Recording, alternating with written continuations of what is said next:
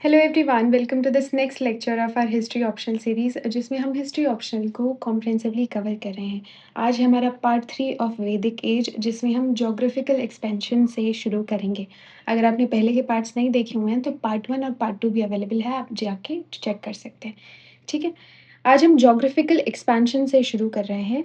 Early वैदिक as के geographical expansion की बात कर रहे हैं। वैदिक सिविलाइजेशन को समझने के लिए सबसे पहले ये समझना ज़रूरी है कि आर्यन किस एरिया में रहते थे और कैसे ग्रेजुअली अपना ज्योग्राफिकल एक्सपेंशन करते गए। ये एक्सपेंशन एक ही बार नहीं हुआ, ये लगभग हज़ारों साल तक चलने वाली ग्रेजुअल प्रोसेस थी। जनरली हिस्टोरियंस इस एक्सपेंशन को दो फेजेस में डिवाइड करते हैं। The very first is early और ऋग वैदिक एक्सपेंशन एंड द लेटर वैदिक एक्सपेंशन, जो कि दूसरा पार्ट है। सबसे पहला आर्यंस नॉर्थ वेस्ट में आए, वहाँ पे सेटल हुए। बाद में धीरे धीरे पंजाब से गंगा वैली की तरफ एक्सपैंड हुए। ये ज्योग्राफिकल एक्सपेंशन ही लेटर वैदिक पॉलिटिकल, इकोनॉमिक और सोशल चेंज का फाउंडेशन बना। अब हम पढ़ रहे हैं अर्ली और ऋग वैदिक ज्योग्राफिकल एक्सपेंशन के बारे में। ये आर्यंस का इंडिया में इनिशियल सेटलमेंट फेज था।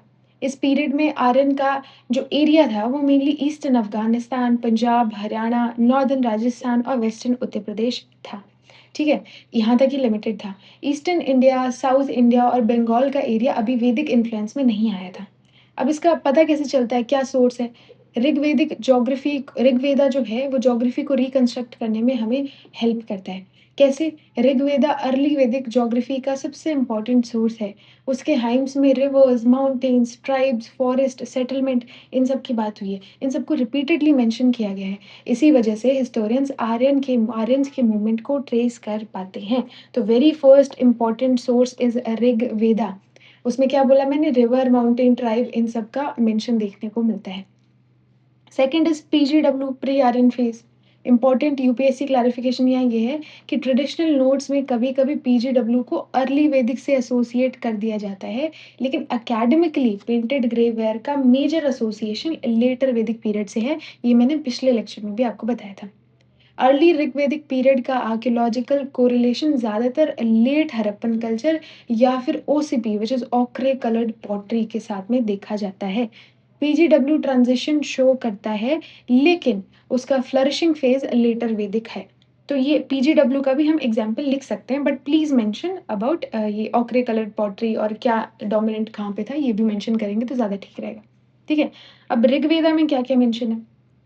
ऋग्वेदा में अप्रॉक्सीमेटली 41 रिवर्स का मेंशन मिलता है। इनमें से लगभग 19 रिवर्स को मॉडर्न रिवर्स से कॉन्फिडेंटली आइडेंटिफाई किया गया है। इससे हिस्टोरियन को आर्यन का ज्योग्राफिकल स्प्रेड समझने में बहुत हेल्प मिलती है। ऋग्वेदा को इसी वजह से कभी-कभी बुक ऑफ रिवर्स भी बोला जाता है। क्या बोला जाता है?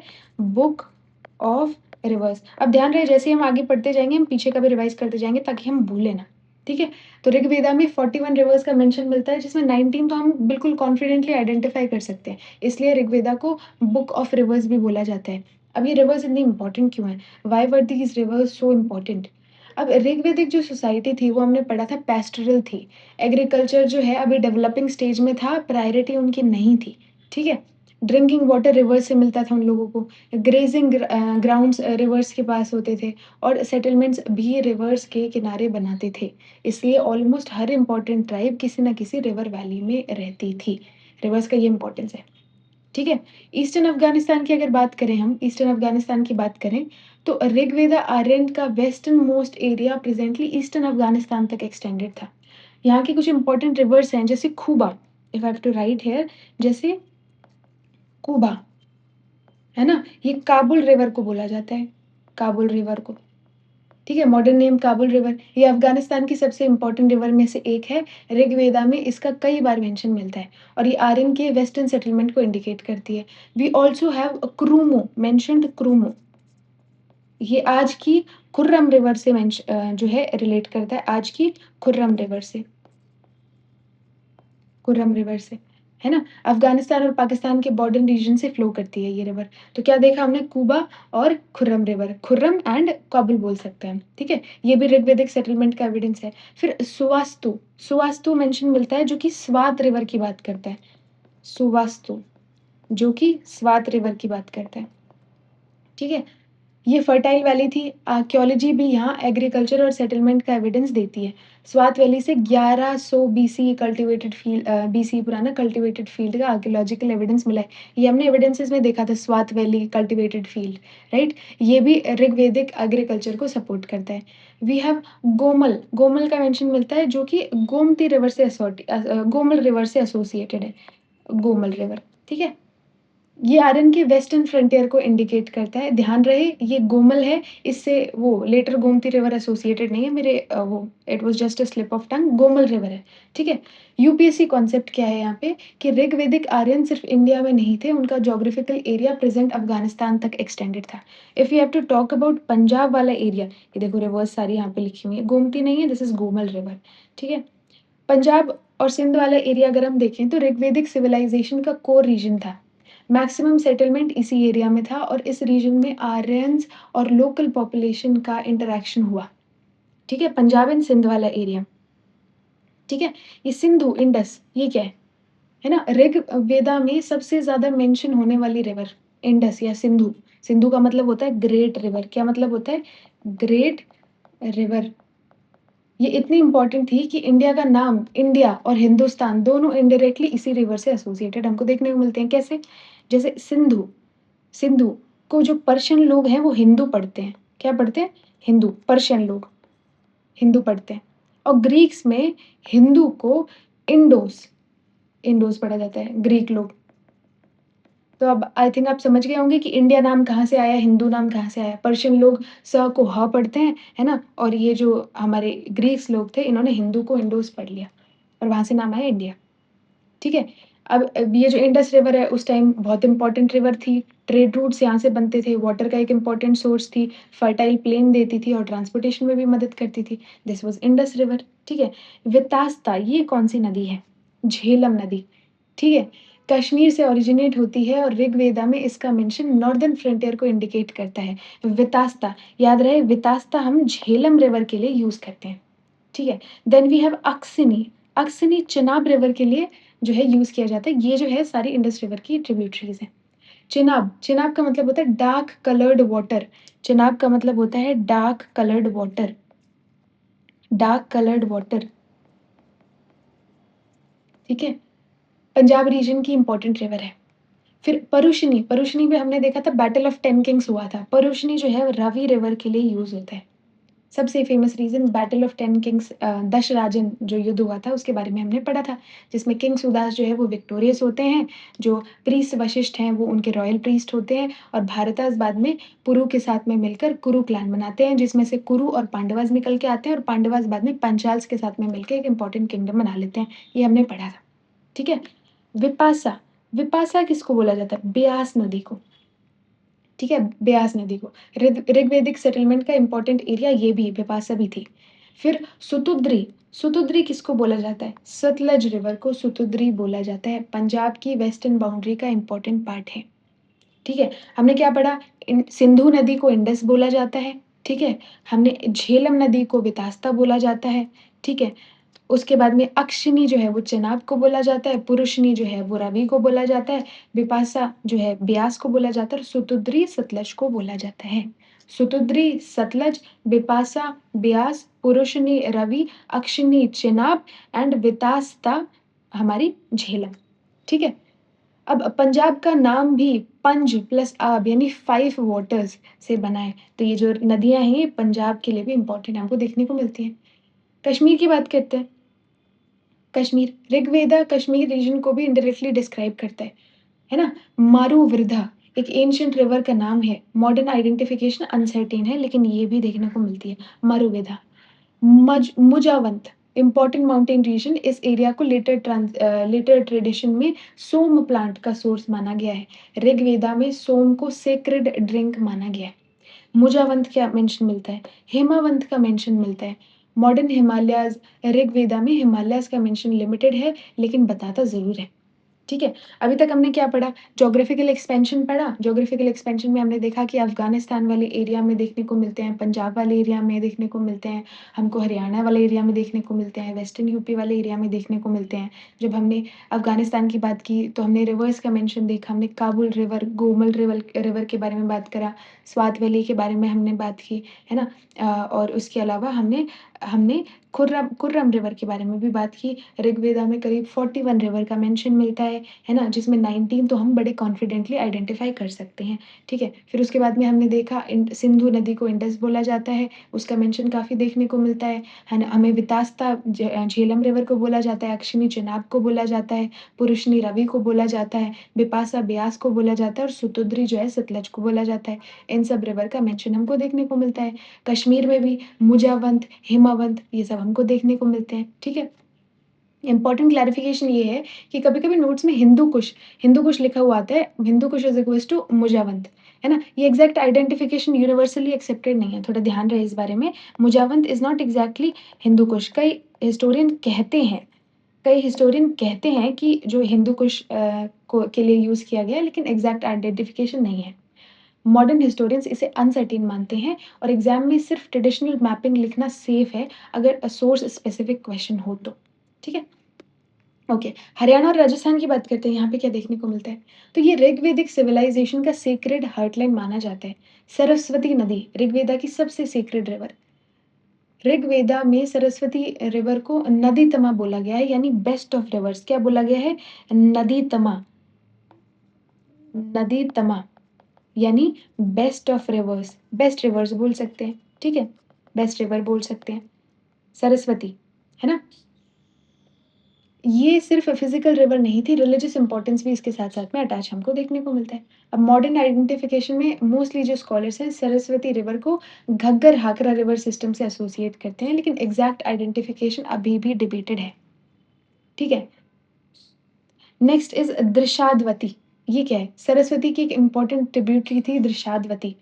ब्रह्मवर्त रीजन का जो है ये पार्ट थी। देन अपाया, ये क्या है? स्मॉल सीज़नल रिवर थी, ऋग्वेदा में मेंशन इसका भी मिलता है। धनवा, ये क्या है? मीनिंग डेज़र्ट, ये नॉर्थ वेस्ट राजस्थान के एरिड रीजन को इंडिकेट करता है। देखा हमने हरियाणा, राजस्थान में क्या था? सरस्वती का नाम मिलता है, दृशाद्वती का नाम मिलता है, अपाया का नाम मिलता है और डेज़र्ट के बारे में भी बताया गया है दैट इज़ धनवा। मतलब आर्यन्स को जो है डेज़र्ट की नॉलेज भी थी। आगे बढ़ते हैं, वेस्टर्न उत्तर प्रदेश की बात करते हैं। यहाँ पे क्या है? ऋग्वेदा आर्यन्स ग्रेजुअली ईस्ट की तरफ बढ़ने लगे, लेकिन एक्सपेंशन अभी भी लिमिटेड था। यमुना का मेंशन मिलता है। ऋग्वेदा में यमुना का मेंशन मिलता है और ये आर्यन्स की ईस्टर्न एक्सपेंशन को इंडिकेट करता है।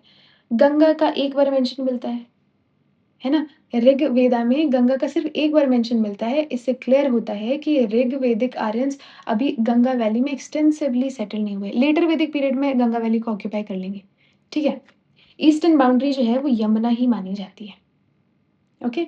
आगे सप्त सिंधु की बात करते हैं। ये क्या है सप्त सिंधु? ऋग्वेदिक सिविलाइज़ेशन का सबसे फेमस ज्योग्राफिकल टर्म है land of 7 reverse which is सप्त सिंधु। सप्त सिंधु यहाँ पे 7 नदियाँ हैं। सिंधु, वितास्ता, अक्षिनी, परुशनी, बिपासा, सुतुद्री एंड सरस्वती 7 हो गए मिलके। ठीक है? इसी रीजन में अर्लीएस्ट आर्यन सेटलमेंट बने, है ना? इसी रीजन में अर्लीएस्ट आर्यन सेटलमेंट बने, ट्राइबल किंगडम्स बने, ऋग्वेदिक हाइम्स कंपोज़ हुई, कैटल इकोनॉमी जो है यहाँ पे फ्लरिश की, अर्ली एग्रीकल्चर यहाँ पे डेवलप हुआ और ये ऋग्वेदिक सिविलाइज़ेशन का कोर एरिया माना जाता है। सरस्वती मोस्ट सेक्रेड रिवर मानी जाती है। हमने देखा ना बेस्ट ऑफ रिवर्स मेंशन किया गया था। ऋग्वेदा में सरस्वती को divine mother, knowledge, purity, power in सब के सिंबल के रूप में डिस्क्राइब किया गया है। रिलिजियस इम्पोर्टेंस सबसे ज़्यादा थी सरस्वती की और हमने ये भी देखा ना कि मॉडर्न हिस्टोरियन जो है घग्गर-हाकरा रिवर सिस्टम के साथ एसोसिएट करते हैं, लेकिन एग्ज़ैक्टली हमको नहीं पता।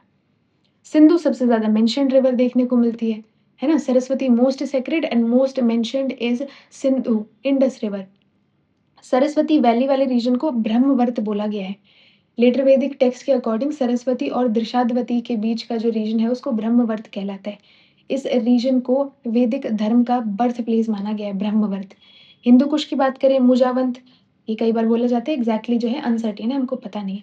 हिमालयाज़ के लिए हिमावंत यूज़ होता है ना? ये भी हमने देखा स्नो कवर्ड माउंटेन्स हिमावंत बोला गया है। ठीक है? अब लेटर वैदिक पीरियड का भी ज्योग्राफिकल एक्सपेंशन थोड़ा-सा समझने की कोशिश करते हैं। लेटर वैदिक पीरियड 1000 बीसीई से 500 और 600 बीसीई तक एक्सपैंड करता है। लेटर वैदिक पीरियड में आर्यन्स थोड़ा ड्रामेटिकली उनका एक्सपेंशन है वो इंक्रीज़ हुआ। इस एक्सपेंशन का मेजर रीज़न था कि आयरन टेक्नोलॉजी आ गई है ना? एग्रीकल्चर बढ़ा है, फॉरेस्ट क्लियर कर पा रहे हैं उसके आयरन की वजह से एंड पॉपुलेशन ग्रोथ हो रही है, किंगडम स्ट्रॉन्ग होते जा रहे हैं। अब सिविलाइज़ेशन जो है वो पंजाब से शिफ्ट होकर अपर गंगा वैली में आ गई है।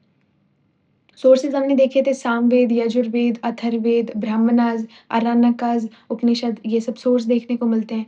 पीजीडब्ल्यू का भी जो है आयरन के साथ में देखने को मिलता है। पीजीडब्ल्यू वेयर सेटलमेंट्स देखने को मिलती हैं, पेंटेड ग्रे वेयर, है ना? ये पहले भी देखने को मिलती है लेकिन मेजरली जो फ्लरिश की थी वो लेटर वैदिक पीरियड में ही करते हुए देखने को मिलती हैं, ठीक है? परमानेंट विलेजेस देखने को मिलते हैं और कुरु पंचाल रीजन में पीजीडब्ल्यू वेयर जो है वो काफ़ी हमको देखने को मिलते हैं, ठीक है? ब्राह्मणाज़ स्पेशली सतपथा ब्राह्मणास, है ना? एंड ऐत्रेय ब्राह्मणास ये ईस्टवर्ड एक्सपेंशन का डिटेल्ड डिस्क्रिप्शन देते हैं, सतपथा ब्राह्मणा एंड ऐत्रेय ब्राह्मणा, ठीक है?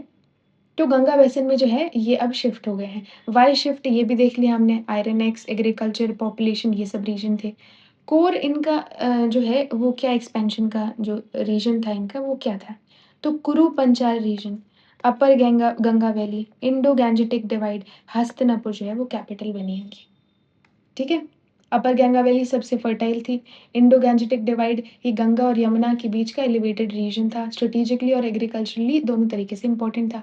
हस्तिनापुर कैपिटल बनी, कुरु किंगडम की कैपिटल बनी। एक्सकवेशन में पीजीडब्ल्यू और आयरन ऑब्जेक्ट्स मिले हैं। महाभारत ट्रेडिशन से भी एसोसिएटेड है, हमने पिछले लेक्चर में भी डिस्कस किया था। ईस्टवर्ड एक्सपेंशन हुआ, ठीक है? आर्यन्स जो है और ईस्ट की तरफ बढ़े।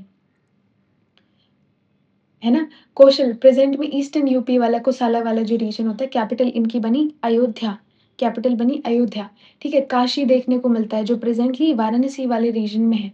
रिलिजियस और पॉलिटिकल इम्पोर्टेंस काफ़ी देखने को मिलता है। विदेहा देखने को मिलता है ना? नॉर्दर्न बिहार वाला एरिया देखने को मिलता है यहाँ पे, ठीक है? वी हैव गंडक, गंडक वाले एरिया देखने को मिलता है, गंडक रिवर भी है ना, ठीक है? ये देखने को मिलता है। मगध वाले रीजन में एक्सपैंड हुए, अंगा, वंगा, है ना? एंड बंगाल रीजन तक एक्सपैंड हुए और बाद में जाके जब इनका एडवांसमेंट इतना हुआ, सेकंड अर्बनाइज़ेशन एज आई जिसको हम महाजनपदास का पीरियड भी बोलते हैं, इसी रीजन में, ठीक है? अब थोड़ा-सा किंग विदेहा माधवा के बारे में बात करते हैं, है ना? सतपथा ब्राह्मण, हमने देखा ना सतपथा ब्राह्मण और ऐत्रेय ब्राह्मण जो है, वो ईस्टवर्ड एक्सपेंशन को डिटेल में एक्सप्लेन करते हैं, ठीक है? सतपथा ब्राह्मण के अकॉर्डिंग किंग विदेह माधवा अग्नि के गाइडेंस में ईस्ट की तरफ मूव हुए, है ना? अग्नि सिंबल है, मीनिंग है वैदिक कल्चर ईस्ट की तरफ स्प्रेड हुआ। क्रॉस्ड सदा सदानिरा, ये किंग ने गंडक रिवर को क्रॉस किया। सदानिरा जो है वो गंडक रिवर के लिए यूज़ हुआ है and he founded Videha. River cross करने के बाद में विदेहा किंगडम एस्टैब्लिश किया और ये वैदिक एक्सपेंशन का सिंबॉलिक नैरेटिव है। ऐत्रेय ब्राह्मण भी हमें कुछ बताता है। क्या बताता है? ऐत्रेय ब्राह्मण बताता है कि वैदिक लोगों की ज्योग्राफिकल नॉलेज काफ़ी एक्सपैंड हो चुकी है। इसमें रेफ़रेंस मिलते हैं north, south, east, west, central India, even Vindhyas और नर्मदा वाले एरिया में भी। ईस्टर्न ओशन का भी मेंशन मिलता है और वेस्टर्न ओशन का भी मेंशन मिलता है। ये दिखाता है कि लेटर वैदिक पीरियड तक आर्यन्स का होराइज़न काफ़ी ब्रॉड हो गया था। ठीक है? आर्यवर्त की बात हुई है, लैंड ऑफ आर्यस। धर्मशास्त्र पीरियड में ये आइडियल वैदिक रीजन माना गया है। मध्य देश की बात हुई है, which is a middle country. Later Vedic और पोस्ट वैदिक टेक्स्ट में जो है वैदिक कल्चर का कोर रीजन मध्य देश माना गया है। दक्षिण पथ का भी मेंशन देखने को मिलता है। इट वाज़ सदर्न रूट, है ना? इनिशियली ये साउथ इंडिया जाने वाले ट्रेड और कम्युनिकेशन रूट को डिनोट करता था। बाद में पूरे डेक्कन रीजन के लिए भी यूज़ होने लगा दक्षिण पथ। ईस्टर्न बाउंड्री जो है वो गंडक को बताया गया, है ना? सदानेरा जो गंडक रिवर के लिए यूज़ होता है। ये हमने अभी तक देखा, ठीक है? अब आगे चलते हैं, थोड़ा-सा इकोनॉमिक स्ट्रक्चर पढ़ते हैं या फिर we can just end it here. Economic structure पढ़ लेते हैं, फिर पॉलिटिकल स्ट्रक्चर वगैरह बाद में देखेंगे, ठीक है? ये पार्ट और कंप्लीट कर लेते हैं। अब इनका ऋग्वैदिक पीरियड का इकोनॉमिक स्ट्रक्चर कैसा था? ऋग्वैदिक पीरियड की बात याद करें। हम दोनों पीरियड के एक-एक स्ट्रक्चर को डिस्कस कर रहे हैं। पहले एक एक पर्सपेक्टिव से पहला पीरियड देख रहे हैं, फिर दूसरा पीरियड देख रहे हैं। पहले हमने ज्योग्राफी के पर्सपेक्टिव से अर्ली वैदिक पीरियड देखा, फिर लेटर वैदिक पीरियड देखा। अब हम इकोनॉमिक स्ट्रक्चर पढ़ेंगे, पहले अर्ली वैदिक का, फिर लेटर वैदिक का, ठीक है? इस तरीके से पढ़ेंगे ताकि हम कंपेयर कर सकें, ओके? तो इकोनॉमिक स्ट्रक्चर देखते हैं, कैसा नेचर ऑफ इकोनॉमी कैसा था? इकोनॉमी किसी भी सिविलाइज़ेशन की बैकबोन होती है। ऋग्वेदिक इकोनॉमी को समझना बहुत इम्पोर्टेंट है क्योंकि इकोनॉमिक सिस्टम ने later Vedic political institution, social hierarchy और रिलीजियस प्रैक्टिसेस को शेप किया। ऋग्वेदिक इकोनॉमी का सबसे इम्पोर्टेंट फीचर था pastoral economy gradually transforming into agricultural economy. इसी पीरियड में लोग कंप्लीटली नोमैडिक भी नहीं थे और कंप्लीटली सेटल्ड फार्मर्स भी नहीं थे। ये एक ट्रांजिशनल इकोनॉमी हमको देखने को मिलती है। नेचर ऑफ इकोनॉमी क्या था ये थोड़ा-सा पढ़ते हैं। ऋग्वेदिक इकोनॉमी को generally historians pastoral rural economy कहते हैं। इस इकोनॉमी में एनिमल हस्बेंड्री सबसे इम्पोर्टेंट थी, एग्रीकल्चर नोन थी लेकिन सेकेंडरी। ट्रेड लिमिटेड था, अर्बन सेंटर्स नहीं थे, क्राफ्ट स्पेशलाइजेशन कम था और कॉइनेज जो है वो एब्सेंट था। अब ये इकोनॉमी सेल्फ सफिशिएंट विलेजेस और ट्राइबल कम्युनिटी पर बेस्ड थी and it was predominantly rural. ठीक है, ऋग्वेदिक सोसाइटी का बेस विलेज थे, सिटीज एग्जिस्ट नहीं करती थी, हर ट्राइब छोटे-छोटे सेटलमेंट्स में रहती थी और विलेज रिवर के किनारे होती थी। है ना?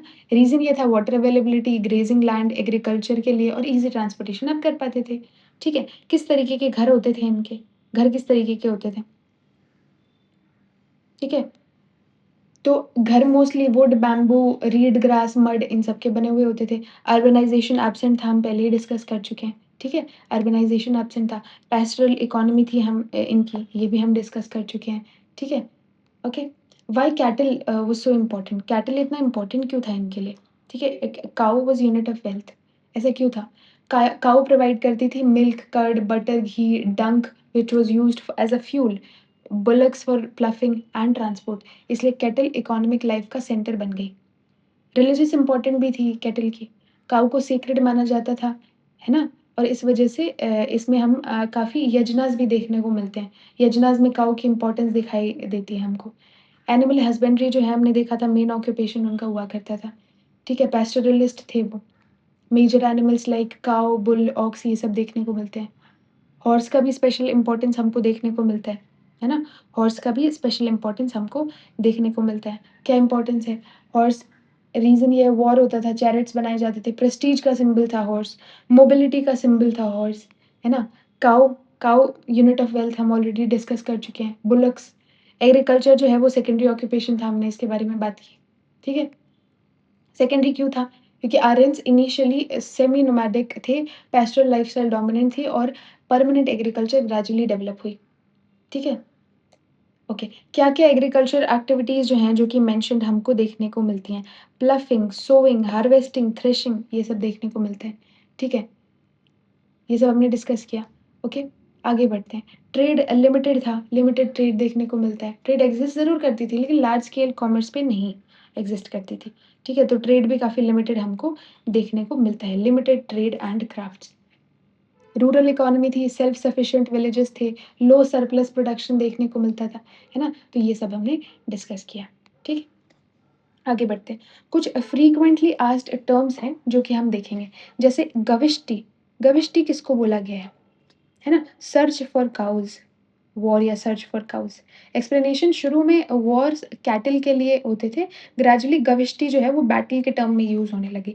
गविष्टि का मतलब समझ गए? गोपति क्या होता है? गोपति या गोपा मतलब protector of cows, symbolically protector of people.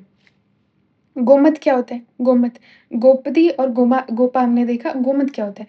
One possessing many cows, wealthy man क्योंकि बहुत सारी काउज़ होती थी तो रिच हो गया। दुहिता क्या होता है? Daughter, one who milks cows, दुहिता, ठीक है? One who milks the cow.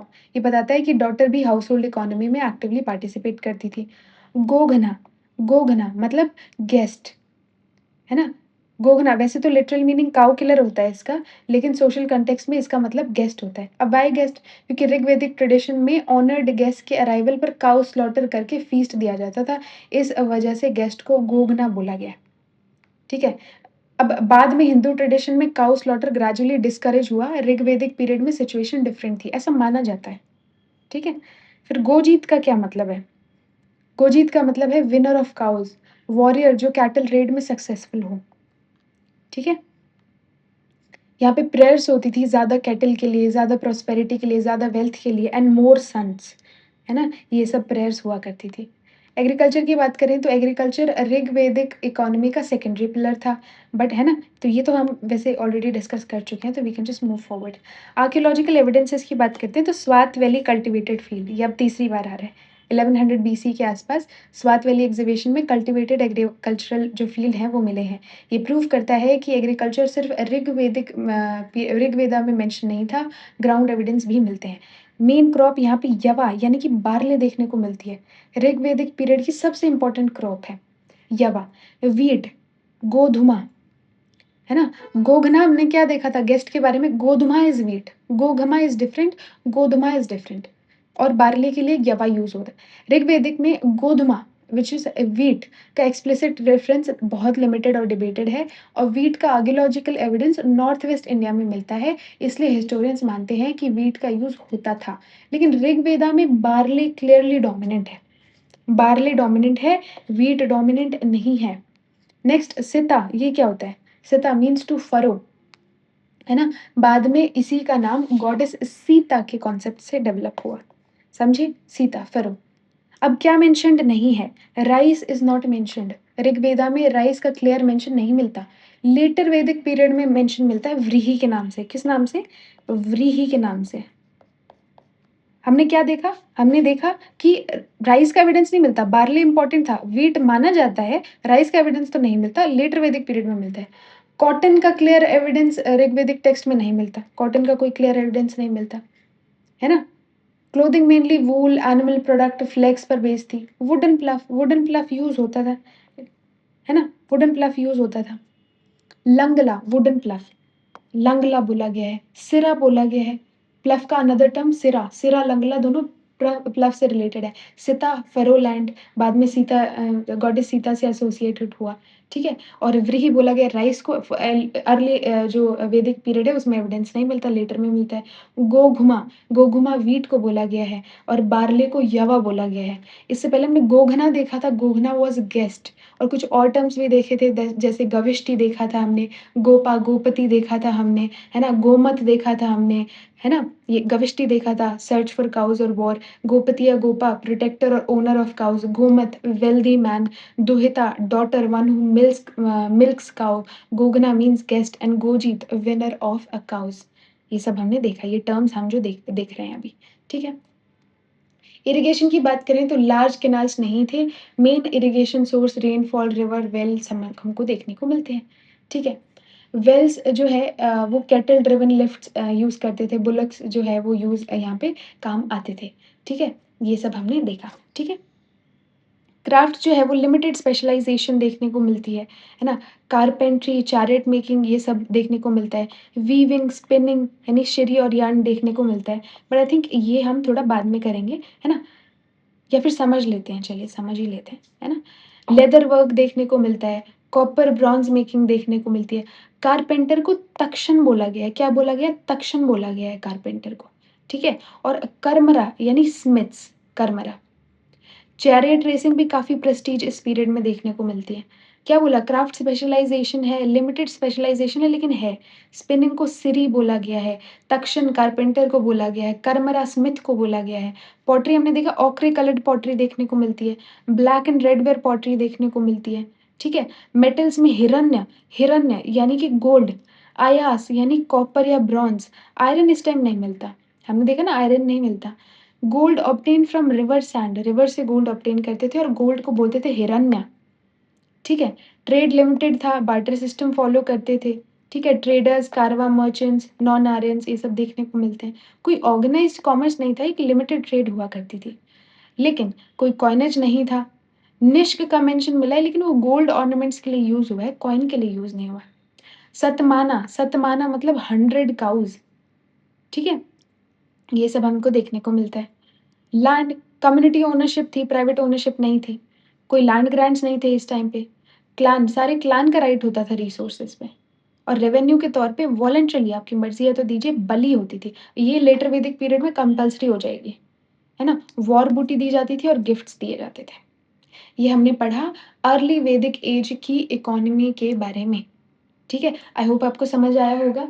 हमने क्या-क्या पढ़ा इकोनॉमी में किस तरीके का एग्रीकल्चर होता था, है ना? वो सारी चीज़ें हमने देखी, हमने ज्योग्राफिकल एक्सपेंशन देखा, है ना? हमने उनकी ट्राइबल सोसाइटी में इम्पोर्टेंट टर्म्स देखे, सारी चीज़ें हमने पढ़ी। अब जो है, अब हम एमसीक्यू कुछ सॉल्व करेंगे। The very first question is, with reference to Rig Vedic economy, consider the following statements. Cattle constituted the principal measure of wealth. Yes, जिसके पास बहुत सारी केटल्स होती थी उसको गोमत बोला जाता था, वाइज वेल्दी मैन बोला जाता था, रिच मैन बोला जाता था। It's absolutely correct. Rice was the most important crop during Rigvedic period. No, rice का तो मेंशन ही नहीं है। बार्ले जिसको यवा बोला जाता है वो इम्पोर्टेंट था। व्हीट को भी कहा जाता है, मेंशन इतना कुछ खास नहीं मिलता है ना, लेकिन एविडेंसेस मिलते हैं तो उसके हिसाब से व्हीट को गोधुमा बोला जाता है। लेकिन सबसे ज़्यादा इम्पोर्टेंट तो बार्ले यानी कि यवा था, राइस का मेंशन नहीं है। This is wrong. गविष्टि originally referred to search for cows. Search for cows था, बाद में इसको वॉर या बैटल की तरफ हम लोग ले गए। तो this is also correct. So 1 and 3 is correct, है ना? आगे आते हैं। Question number 2, which of the following rivers formed part of a सप्त सिंधु। हमने देखा था एक तो ये झेलम रिवर, झेलम, ब्यास, हमारा रावी, सतलज, इंडस, है ना? ये सब रिवर्स थे। उसके साथ साथ में जो हमारा सरस्वती रिवर था, ये मिलके 7 रिवर्स बनाते हैं, है ना? तो कौन से रिवर्स थे?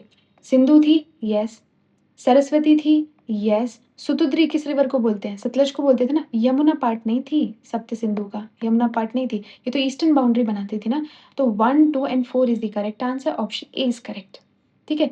ये कौन से रिवर थी? झेलम, चेनाब, रवि, ब्यास, सतलज, सिंधु और सरस्वती। ये रिवर थी सप्त सिंधु का पार्ट। ठीक है? अब हम देखेंगे कौन से करेक्टली मैच्ड हैं। दुहिता, daughter, one who milks cows, very good, बिल्कुल सही है। गोमत, वेल्दी मैन, बिल्कुल सही है। गोपा, प्रोटेक्टर ऑफ काउज़, ये भी बिल्कुल सही है। और निष्क, सिल्वर कॉइन्स, नहीं, gold coins, gold coins. 1, 2 and 3 is correct, so only 3 is correct. ठीक है? Okay. Next question is, which one of the following best explains the eastward movement of Aryan during the later Vedic period? Development of maritime trade? नहीं, ऐसा तो कुछ नहीं है। Introduction of iron technology facilitating forest clearance? This is correct.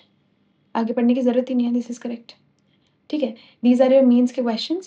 The Rig Vedic economy was predominantly pastoral but was gradually transitioning towards agriculture. Examine the statement with suitable examples. तो ये आप लिखकर try कर सकते हैं. This is your first question. This is your second question. The trace of geographical expansion of the Aryans from the Rig Vedic to the later Vedic period. How did this expansion transform the political and economic life of Vedic society? ये आप लिखकर try कर सकते हैं. ठीक है? Third question is, critically examine the importance of rivers in understanding the geography and economy of a Rig Vedic period. इसमें आप rivers के बारे में लिख सकते हैं. ठीक है? This is your fourth question. Discuss the nature of a Rig Vedic economy. Was it merely a pastoral economy or did it exhibit the characteristic of an emergent agrarian society? Critically analyze. तो आप जो है इसको लिखकर try कर सकते हैं. Okay, I hope आपको ये लेक्चर समझ आया होगा, हेल्पफुल रहा होगा। अगर ये लेक्चर आपके लिए किसी भी तरीके से हेल्पफुल रहा हो, then please hit the like button and subscribe to this channel. Thank you so much for watching and keep learning.